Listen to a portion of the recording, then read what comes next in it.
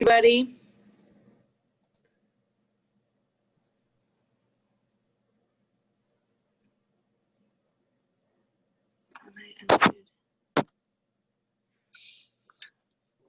So good morning. Thank you all for joining us today as we host our Tele-Town Hall meetings for fitness centers and sports. This is a new business sector that's allowed to be open shortly, and I know there's a lot of guidance out there and a lot of questions. So we are here just to provide information and answer your questions to you. So the best way to contact us throughout this, if you have questions, there's a chat bar down on the bottom. It should be turned on. Feel free at any point to put your questions in, and we will get to them as we can. But before we get to that, I will turn this to the mayor to welcome you all. Good morning, everybody. I appreciate your taking time out of your schedule to try to touch base with us. Not only are we trying to reach out to all of our industries by sector as we reopen our economy, just to see if there are problems that you've identified, opportunities for us to be able to communicate for you to the state, any problems that you foresee, but also with a long-term strategy of creating this open line of communication so that we can continue over the next year to not only help you get through this recovery, but looking forward, how can we help you grow? How can we help you be stronger in your business model? So this is the first of what I hope to be many opportunities for us to speak with you. As Rista has suggested, creating this open line of communication through email or in future Tele-Town halls is probably our best way to do that. So I'm wishing you luck. I'm as anxious to see all of you open as I am to be able to get back to my own gym. So questions I hope will be free flowing, and suggestions even more than questions. So good luck. Chief Talley, do you want to give a quick update? Yeah, I don't want to take too much time because, like Rista and the mayor said, we're here to hear from you as well.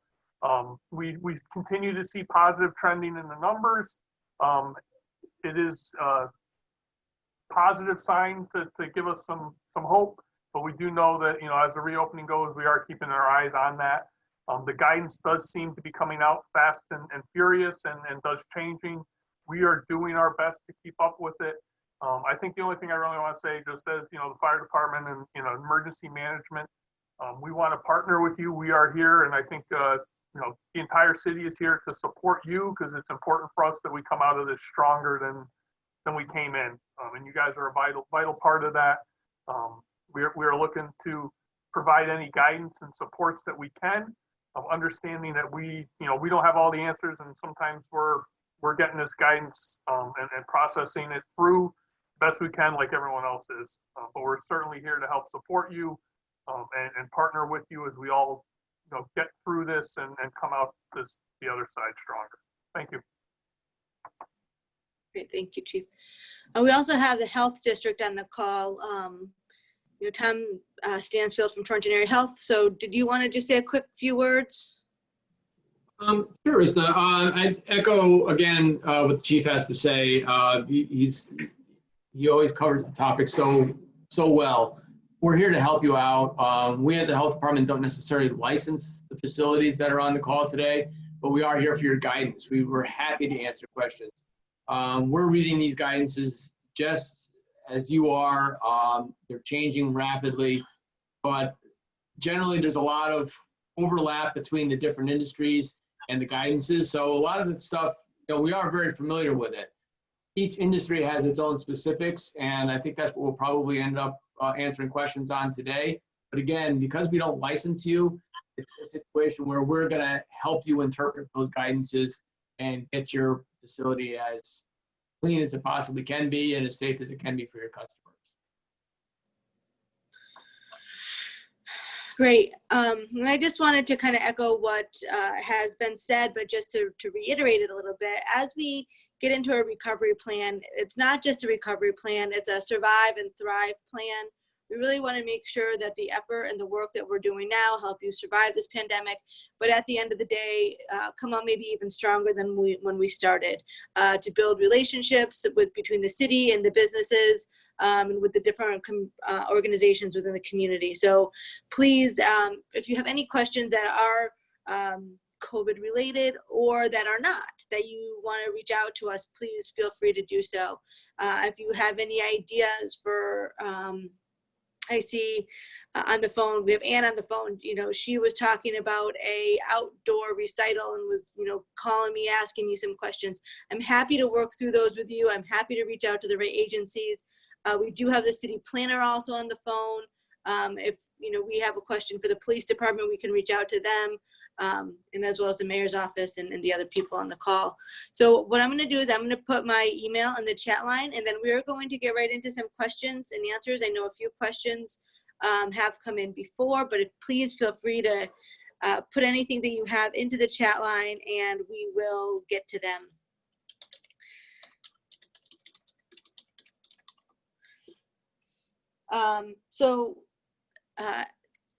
Tom, I think this one might be for you. There was some question about, our guidance of wearing masks and 6 foot separation, but it's hard to wear a mask while exercising.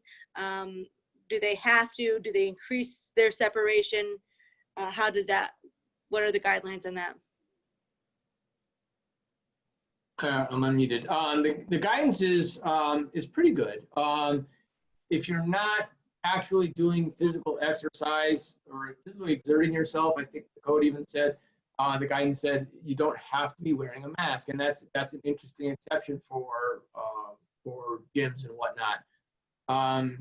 They do say that if you're not required to wear a mask, that you should be increasing your separation to 12 feet, but it goes on to say that exercise stations only have to be 6 feet apart. So I think there's some interpretation that needs to be made on your part, where if your exercise stations are definitely 6 feet apart and folks are exerting themselves during their exercise program, they don't need to be wearing a mask. But as soon as they are done, they should be replacing their mask onto their face and moving to the next station, for example, or wherever their next destination is. So during exertion, during swimming, obviously you're not wearing a mask, but I'm not sure how many pools are on here today, but during the gym activities, it does say you can take your mask off. And I think too, just while you're swimming, I think it's obvious, but you can take your mask off while you're swimming as well. They even went so far as to say you don't need to wear a mask while you're showering. Someone went through these very carefully, but so you can take your mask off to take a shower as well. And so speaking of showering, what is the guidelines on locker rooms and showers? Can they be used? And if they are, what do they have to do? Yeah, the locker room guidance is interesting because you can't take into account everybody's construction. I mean, everybody has a slightly different layout in their locker rooms. I'm sure somewhere somebody designed lockers and said this is how big they are, but people have different size lockers. They are saying to have every other or every third locker taped off so that you're kind of forcing everyone to distance themselves when they're at their lockers. And I think that has to depend on the size of your lockers. If you have those very narrow ones that, some people have those very narrow ones, you're going to need to tape off more than one in order to maintain that 6 foot separation between the next locker user. But they are allowing locker use. They are allowing locker room use. They have to be cleaned frequently. People ask me how often is frequently. Well, it's going to depend on your population. If you have a very large turnover, you're going to need to be cleaning more often. If people don't come rushing back in and things are a little bit slower, it's a guideline. So I certainly would recommend someone going through those locker rooms and wiping them down, the common touch surfaces often. And I think that's a number that you're just going to have to come up with on your own. They don't really say every hour or every 5th hour or anything else. Otherwise, the locker rooms, basically just the usage is allowed. I'm not sure how much more to elaborate on that. Great. There was some questions about self-certification. So I just, I did put the link to self-certification on the city's website. So if you are opening, you do need to make sure you do that. I don't know if you had anything else to add on that one. Me? Yeah. No, I think that self-certification is pretty much one of the first couple of lines in all of these guidances that you Yeah. go in and self-certify. So I recommend people go ahead and do that. I don't know how many people are looking for that self-certification, but I think it's one of those things that the people that are looking for it are looking for it. So get it done, put it up, and I think people will appreciate it. Great. And there's also some questions about signage, appropriate signage. And I have been doing a little bit of research on where you can find the appropriate signage. I know locally right here in Torrington, Printmaster has some standard printable signs that they're offering free on their website. And also Right Way Signs is printing signs if you need them to stick on the floor or printed for you. So I will put those two. I just got that information this morning, so I will get that up on our website. And I'm sure there's other resources out there, but those were two local businesses that I know that are offering those signs. And Rissa, they can go to Reopen Connecticut, the website that, and if you're having problems getting to that, just type in COVID-19 and comma Connecticut, and you can get to the Reopen Connecticut where you got all the up-to-date guidelines by sector. So that might be helpful, and that's where you can certify your place of business. We put a breakout on our website as well, tahd.org. Sector rules for reopening. Click on that. That is the most current guidance. And you can go down that list and find whatever particular industry you're in. So two good resources there. Okay, so there's a question about face masks and in the opportunity, is there the opportunity to wear plastic face shields instead of a face mask? For children specifically, does that meet the law, the guidelines, or? Who do you want to grab that one? I guess I could start that one. There's a difference between face masks and face shields. There's some confusion out there about that. The face mask is this guy right here, okay? The face shield is the plastic divider like you would see, not a welding mask, but a face plastic shield that goes in front of your face. All of this guidance that I've seen so far for the sports activities and whatnot is calling for masks. I don't see a face shield requirement or a face shield exemption. But as you read the guidances, you will see that folks that cannot wear masks are exempt. There are certain health conditions, and youngsters, and I want to say it's under 5 or under 2. I'd have to read it to be sure, but they're not required to wear them as either. So there are some exemptions to face masks. I don't see this industry having a face shield requirement. Maybe someone's seen something differently. The salons have face shields, but the gyms and whatnot, I don't see that reference. Maybe someone else saw something different. I'm not sure. But Tom, but if they're exercising and dancing, they're not required to have a mask. So if they wanted to have a shield, that would be above and beyond the requirement, right? There would be nothing saying they couldn't. But if they're not exercising or dancing, they would still need that mask. Yeah. I mean, I'd have to look and see if there's a very specific one for dancing, but I'm going back to the exertion one and during exercise, whether you have to wear a mask or not. And it's not calling for that, saying that you don't have to, but you should be maintaining your social distancing. I don't think there's any contact dancing here. I think we're all talking about, kind of separate dancing or exercise dancing. But if you wanted to do more than the guidelines, there's no one going to stop you from doing that. Okay. But that being said, Tom, I don't think that the face shield doesn't provide a similar protection from the mask. They're sort of protecting from two different things.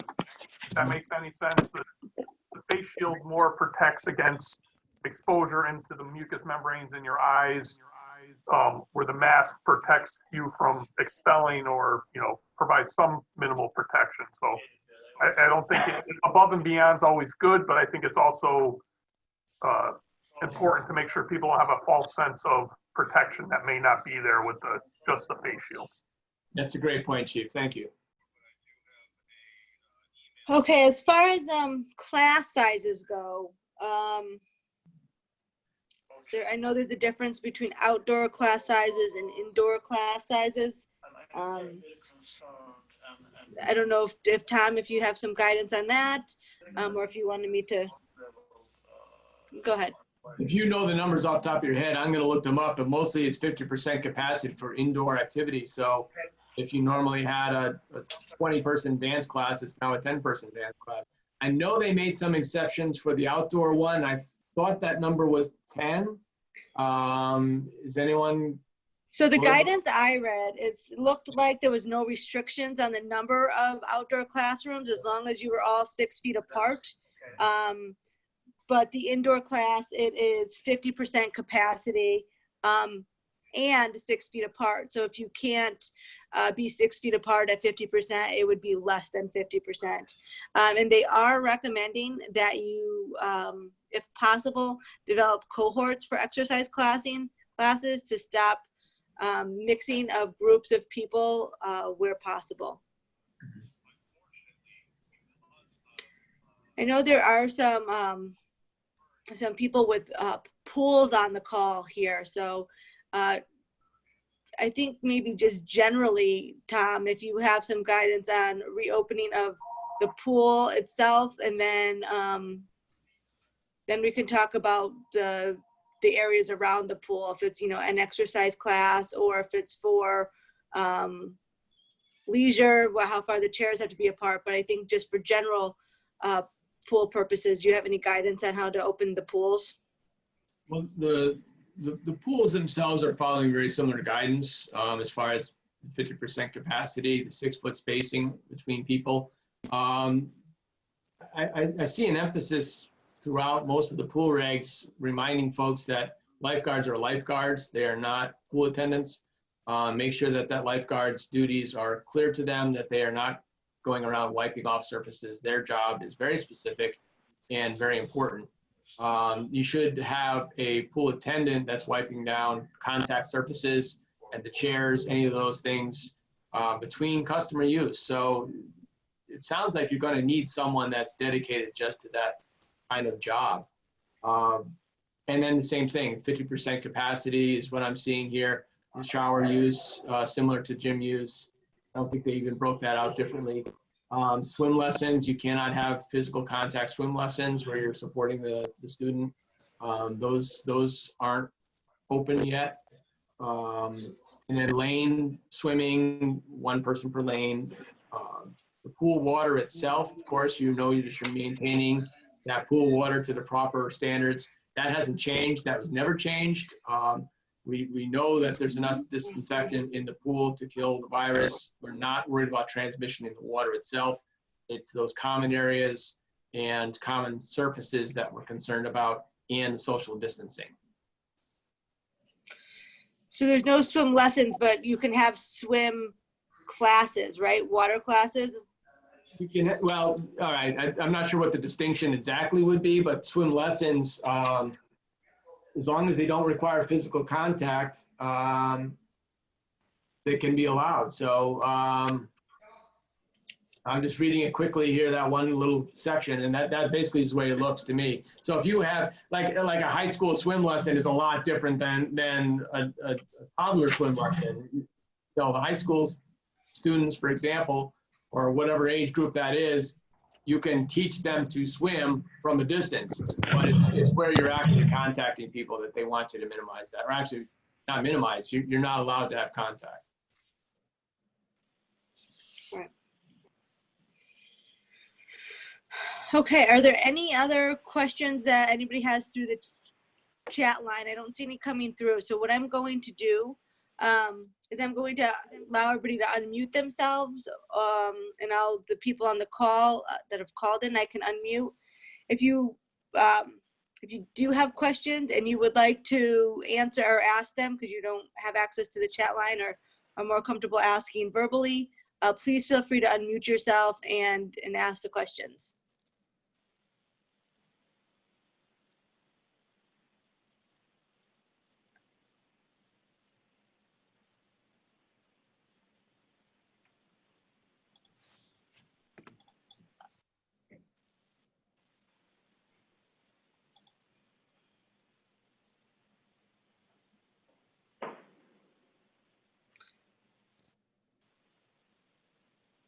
Okay. I'm not seeing any other questions at this time. But that doesn't mean if you think of something after the call is ended, please feel free to email me and we can get that answer for you. Or if anything comes up, or if you have any suggestions. You know, one of the other pieces of our recovery plan is to identify the unmet needs in our community. And if you have anything that's standing in your way from opening that we can be assistance to, or any resources that you need that will make it more successful for you to open up, please reach out to me and let me know that too. And we will get those concerns through the right channels and try to get the right resources to you so that we can all be successful here. I'll give the mayor a chance for closing. No, I just want to again say good luck. I know that you've been anxiously waiting for this opportunity to reopen. And as you heard Mr. say, please reach out to us, because I'm sure that your users, your customers or patrons may have questions that they present to you that you may not have answers to, and we want to make sure that we're available to you. So open line of communication, and best of luck. Great. Thank you, everybody. Have a nice afternoon.